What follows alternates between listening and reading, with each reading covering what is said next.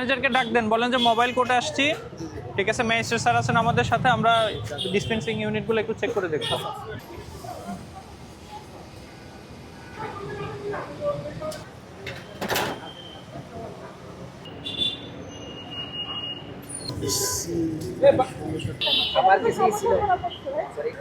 আপনার মূল সমস্যাটা হয়েছে হচ্ছে এইটাতে 10.06, এইটা কোনোভাবেই এটা মেনে নেওয়া যায় না।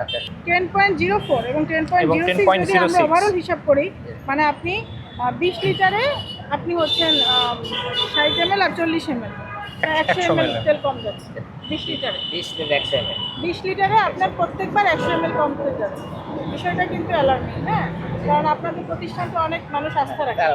হ্যাঁ, আমরা প্রত্যেকটা নজর পরীক্ষা করেছি এবং পরীক্ষা করে দেখেছি যে আপনাদের বেশিরভাগ নজর সঠিক পাওয়া সত্ত্বেও আপনাদের এভারেজ হচ্ছে আপনারা 30 ml করে কম তেল যাচ্ছে, এভারেজ বেশিরভাগই।